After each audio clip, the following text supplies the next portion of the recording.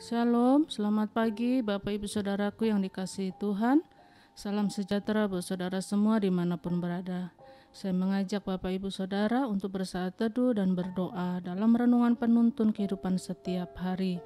Kiranya damai sejahtera dan sukacita oleh Roh Kudus senantiasa melimpah dalam hati dan kehidupan kita semua. Tema penuntun kita hari ini adalah kemurnian. Ayat bacaan kita terdapat di dalam Injil Matius 16 ayat 5-12 dan di dalam ayat yang ke-6 berkata demikian. Yesus berkata kepada mereka, "Berjaga-jagalah dan waspadalah terhadap ragi orang Farisi dan Saduki." Bapak Ibu Saudaraku yang dikasihi Tuhan, Alkitab berkata, "Umatku binasa karena tidak mengenal firman Allah." Dari mana kita dapat mengenal Allah? Kita dapat mengenal Allah waktu kita menggali firman-Nya. Kita percaya ada berkat-berkat yang khusus yang akan kita terima, ada berkat-berkat khusus yang akan memberi kekuatan dan akan menjamah hidup kita melalui program penuntun kehidupan setiap hari. Dari ayat-ayat bacaan kita hari ini ada beberapa hal menarik yang akan kita pelajarin bersama. Yang pertama, murid Yesus adalah manusia biasa. Orang yang percaya kepada Yesus adalah orang biasa, bukanlah suatu kesempurnaan yang dituntut oleh Kristus dari hidup orang percaya, tetapi kesungguhan hati kita dalam mempercayai Dia. Karena itu jangan bersungut-sungut hanya karena kita gagal. Waktu kita percaya Yesus bukan berarti kita tidak mungkin gagal, tetapi waktu kita percaya Yesus, di balik kegagalan sekalipun, kita tetap dapat mengalami mujizat Allah dan pembelaan Allah bagi orang yang berharap kepadanya. Murid Yesus adalah manusia biasa. Karena manusia biasa, maka kita bisa menghadapi persoalan. Kita bisa menghadapi kekecewaan, kegagalan, atau sakit penyakit. Tetapi di dalam Yesus kita punya jawaban dan jalan keluar yang pasti. Yang kedua, kita belajar bahwa sebagai manusia biasa, murid Yesus bisa terpengaruh. Itu sebabnya Yesus mengajarkan supaya berhati-hati dengan ragi orang Farisi dan Saduki. Ragi adalah salah satu bahan untuk membuat adonan roti bisa mengembang. Jika kita perhatikan, memang ragi membuat adonan mengembang, tetapi sebenarnya adonan dasarnya itu kosong. Itu sebabnya Yesus mempertanyakan kemurnian kita.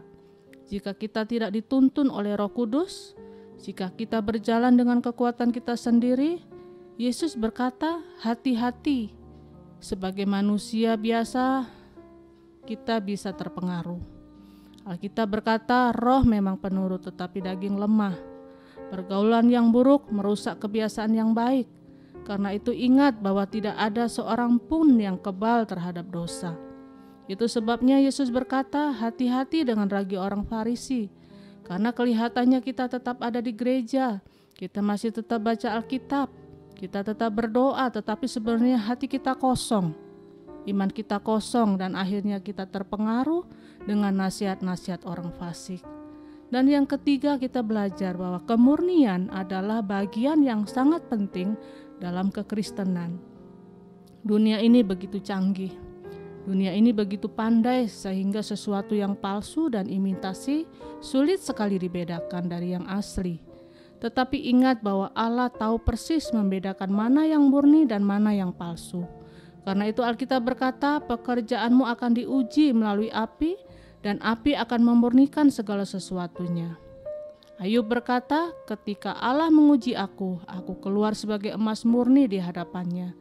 Alkitab juga berkata, pekerjaan seseorang ibarat benda-benda yang akan diuji dengan api. Ada yang terdiri dari emas, perak, batu permata, besi, kayu, bahkan jerami. Yang satu tidak habis dibakar, tetapi yang lain akan habis terbakar. Mengapa demikian? Karena emas dan perak semakin dibakar, dia akan semakin menjadi emas yang murni, tetapi kayu dan jerami jika dibakar akan habis menjadi debu. Dan itu sebabnya Yesus mengajarkan bahwa kemurnian adalah bagian yang sangat penting dalam iman Kristen kita. Jadi Bapak Ibu Saudaraku yang dikasihi Tuhan, ada banyak orang pintar di dalam gereja, tetapi seringkali hatinya tidak murni. Ada banyak orang kaya di dalam gereja, tetapi sayang seringkali hatinya tidak murni. Ada banyak orang yang aktif dalam pelayanan tetapi sayang, seringkali hatinya tidak murni. Kekristenan membutuhkan orang-orang yang berhati murni, orang yang hancur hatinya dan remuk jiwanya, orang-orang yang sungguh-sungguh di hadapan Tuhan, bukan untuk dilihat dan dipuji oleh manusia, tetapi hati yang tulus murni untuk menyenangkan hati Tuhan. Amin. Mari kita berdoa. Tuhan Yesus, terima kasih buat firman-Mu pagi hari ini yang kembali menyadarkan kepada setiap kami betapa pentingnya kami menjaga hati kami, menjaga iman kami, agar kami memiliki kemurnian di hadapan Tuhan, sehingga apa yang kami perbuat, apa yang kami lakukan, apa yang kami kerjakan Tuhan, itu datangnya dari hati yang tulus murni, hati yang bersih di hadapan Tuhan, sehingga kami tidak menjadi seperti ragi yang sepertinya kelihatan berkembang, maju, baik, tetapi semuanya kosong. Karena itu Tuhan, ajar kami untuk kami taat melakukan apa yang menjadi kehendak Tuhan dalam hidup kami, khususnya sepanjang hari ini. Tuhan, tuntun kami untuk kami berjalan sesuai dengan apa yang menjadi kehendak Tuhan dalam hidup kami. Mampukan kami Tuhan untuk kami boleh menjaga hati kami, sehingga hati kami tetap murni di hadapan Tuhan. Terima kasih, di dalam nama Tuhan Yesus kami berdoa dan mengucap syukur. Haleluya. Amin. Kiranya berkat yang sempurna dari Allah Bapa kita, kasih karunia dari Tuhan Yesus Kristus, dan persekutuan yang indah dengan Roh Kudus menyertai kita semua dari sekarang ini dan sampai selama-lamanya. Maju terus dalam tuntunan Tuhan, tetap semangat, sampai jumpa esok hari dalam penuntun kehidupan setiap hari, dan Tuhan Yesus memberkati.